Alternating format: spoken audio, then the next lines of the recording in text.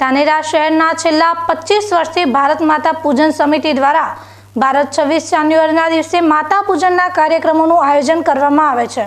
જોકે આ વખતે માત્ર એક દિવસ નહીં પણ સતત 14 દિવસ સુધી ધાનેરાના વિવિધ વિસ્તારના સમાજ ઉપયોગી કાર્યક્રમનું આયોજન થવા જઈ રહ્યું છે, જેના માટે ભારત માતા પૂજન સમિતિનું ગઠન કરવામાં આવ્યું છે।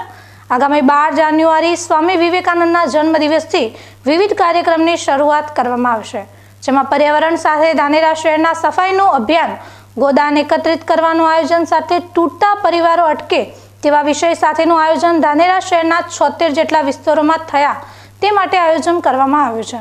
ધાનેરામાં લાધોરામ ડેરા ખાતે સમિતિના સભ્યો સાથે બેઠક યોજાઈ હતી। વર્ષ 2021માં આવેલા ભૂકંપમાં અનેક નિર્દોષોએ પોતાનો જીવ ગુમાવ્યો હતો અને ત્યારબાદ દર વર્ષે 26 જાન્યુઆરીના રોજ ભારત માતા પૂજનની સાથે ધરતી માતાનું પૂજન કરવામાં આવે છે। ધાનેરા ખાતે પણ 25 વર્ષથી સફળતા સાથે આયોજન થાય છે, જ્યારે ચાલુ વર્ષ દરમિયાન ભારત માતા પૂજન સમિતિ દ્વારા વિશેષ આયોજન કરાયું છે। ધાનેરા નગરમાં છેલ્લા 25 વર્ષથી ભારત માતા પૂજન કાર્યક્રમ થાય છે। આ વખતે ભારત માતા પૂજન સમિતિએ માત્ર 26મી જાન્યુઆરીનો કાર્યક્રમ નહીં, પરંતુ એના પહેલાં 14 દિવસ કાર્યક્રમો થવાના છે। એમાં પંચ પરિવર્તનને લઈને કાર્યક્રમો થવાના છે।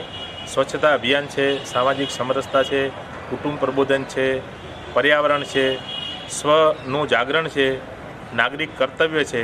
આ બધા વિષય ઉપર દરેક સોસાયટીમાં અલગ અલગ કાર્યક્રમો થવાના છે।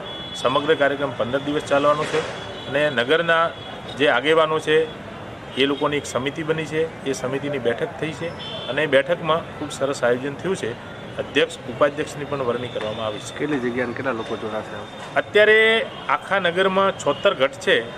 અપેક્ષા એવી છે કે 76 ગઢમાં કાર્યક્રમો થાય એવી એક યોજના બનાવવામાં આવશે અને દરેક સ્કૂલમાં પણ કાર્યક્રમ થાય એવો વિચાર થયો છે અત્યારે।